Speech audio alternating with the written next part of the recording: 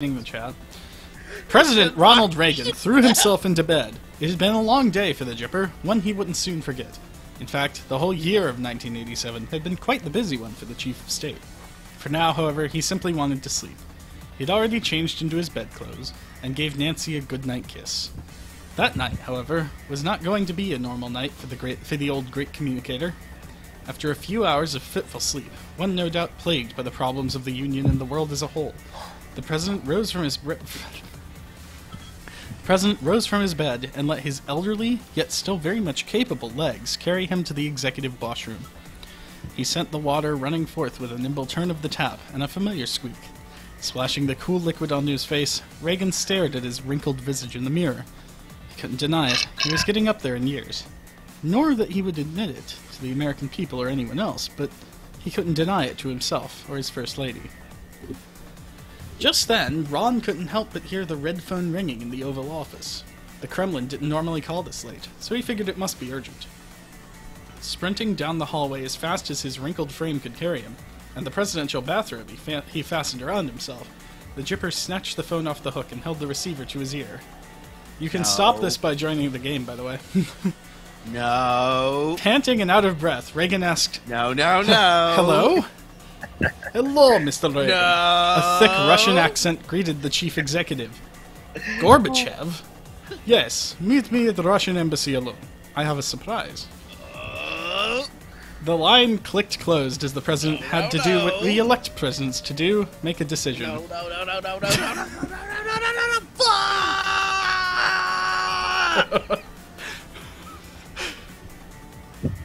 Only a moment's thought sent the Jipper out of the door, dressed in his swear! best suit, without alerting Nancy. You down. Without alerting Nancy or the I Secret will Service. end you. There, I've joined the fucking game. The chill. I don't see you yet. The chill of the winter Washington. Searching for games, damn it. God, why? Why is it taking so long? The chill of the winter Washington air beat against his aging Okay, frame. I'm there. The whistling wind rustling both the trees said it of would the end White when I House. joined. Jonas, I need to finish eating before we can go. Okay, got it. Got it, Adam. However long you need. Just let me know when you're ready, okay? Absolutely. In fact, I think that you should get seconds, just in case. I would if there's any people left. His freshly shined shoes carried him through the Washington streets and directly to the Russian embassy, where he found the gate unlocked for him and nothing but darkened windows. I am going to end you. I am going to take you, and I am going to take you apart, and then I'm going to take the parts into parts, and then I'm going to take the parts into parts, and then I'm going to take all the parts and mix them all up, pour in some glue, and then throw you in the ocean. I should strangle him with the Jipper's shriveled balls.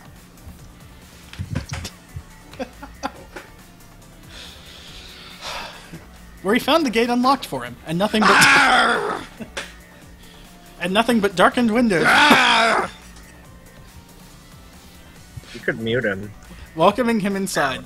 The door was unlocked as well, and the embassy held nothing but a single desk, and one Mikhail Gorbachev, a desk lamp trained on his chubby frame, wearing only a heavy fur coat, the overpowering scent of premium Soviet vodka, and a seductive come-hither smile. My cyanide pill. Ronald wasn't sure how to react. All that he knew was that he could feel his own head of state poking up against the inside of his pants.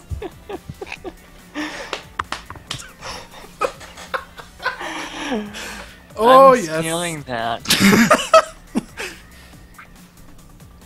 Mr. Gorbachev, he began, slowly undoing the buttons on his sport coat, Yeah, put that without ceiling pulling panel his gaze from Mikhail's up. She passionate was in the brown ceiling eyes. already. Only slightly Yes. glazed from the vodka. Only slightly glazed from the vodka coursing through his hardy back. Soviet frame. Tear down this wall. To my heart!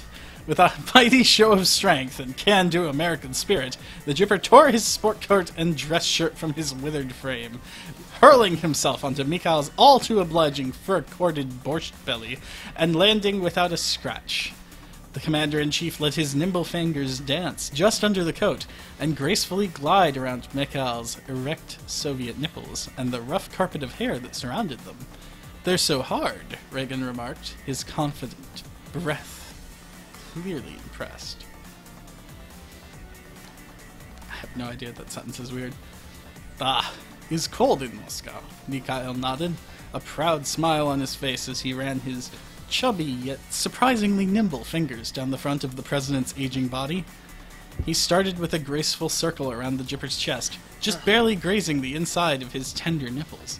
These were nipples that Mikhail had wanted to touch for the long time, an urge locked up in the back of his calculating communist mind until not hours ago, when a number of very lonely thoughts in the bottoms of more than a few vodka bottles had left him unable to think about anything other than that charming American and his freedom nipples, the ones that had worked so hard to threaten his precious Soviet way of life.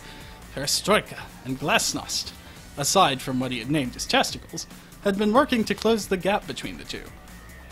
And all that hard work was beginning to pay off. Mikhail let his borscht-fattened fingers glide down the great communicator, one still entranced with the fantastic rigidity of his lover's hardy Soviet nipples. Soon, Mikhail's fingers made their slow, dancing way down to Reagan's waistline, gingerly reaching into his star-spangled briefs, and wrapping his lonely fingers around the president's flagpole, the one holding up the tent of his suit pants. A few gentle strokes summoned a blush to the Jipper's wrinkled face. "Oh, Mikhail," he said breathlessly, "I didn't think you would go Start the game! I'm not eating that. You're not even in. Screw you, Adam! Start the game! You're not even in the game!" "Mr. Reagan, there's much you don't know about me," Mikhail responded, punctuating his statement with a kiss on his lover's forehead and a sly smile on his Soviet lips. He continued to stroke up and down the great communicator's rigid penis, laying his hairy hand... I will kill you! laying his hairy hand across his lover's back in an almost fatherly fashion. They will never find the remains! Ronald was hardly uncomfortable with this. Quite the opposite, actually. For some time now, Nancy simply hadn't been giving him what he wanted. Iran-Contra had practically impeached his own little chief executive, so this was a very welcome surprise, to say the least. Resting his aging head and the still sharp brain inside against his new lover's bear-like Soviet chest, the Jipper let Mikhail unbutton his pants and discard them, and his tidy red, blue, and whiteys, onto the beautifully ushankaed hat rack by the door. Reagan could feel his personal flagpole eagerly twitch with Mikhail's loving touch, and quickly bringing the president to the verge of his own Challenger explosion. Just then, however, Gorbachev stopped. "Something wrong?" Reagan asked, his voice sincere and shaken.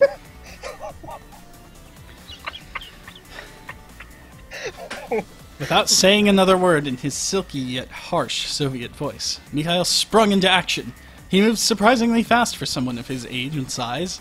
He spun the Jipper around, displaying the graying hair on the back of the president's wizened head.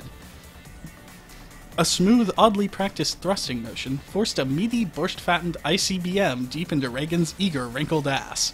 It only took two or three emotionally charged, hearty stew-fueled thrusts to rack both wrinkled bodies with pleasure. Copious amounts of warm, sticky cum filled the Jipper, while Commander-in-Chief found his own pocket rocket firing all over the door, a good 10 feet from the dirty desk, and even pushing the great communicator into the hair-cushioned chest of his old nemesis. Both men merely laid on the desk for a good 10 minutes after that, letting the last of their shared orgasm leak out of their respective ample dicks. Gorby's even remained buried in the Oval Office, bathing in its own warm, welcoming product. After the last deep, recovering breath had been taken, both men sat up on the desk and found themselves on their feet. Ronald realized he'd never even removed his shoes, and his socks had become splattered with probably his own cum. It was hard to be certain. Hey, shitlord, invite me to the game already! He walked under his... Why you gotta be like that? He was just getting into it. We're almost done. It's almost over already. I gotta be the cold cock here. We're all cocks here. No, all I don't sons of think your bitches cock is now. the cold one right now. We're all sons of bitches right now. He walked his newly invigorated frame around the room and collected his underpants under the watchful eye of his new lover. After fastening his supportive patriotic briefs around his sagging waist, Reagan secured his presidential bathrobe around his body and tried to come up with a story to tell Nancy about where he went. Same time next week, he asked, throwing his gaze behind him to the half-naked Russian. Da. The end.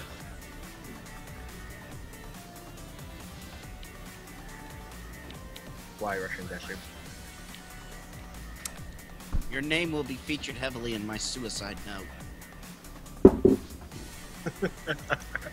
Oh god, beer everywhere. That's not the only liquid that's everywhere, let me tell you. Okay.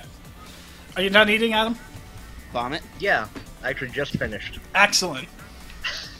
Adam, you were holding off until he finished, weren't you? That's the joke, Rob.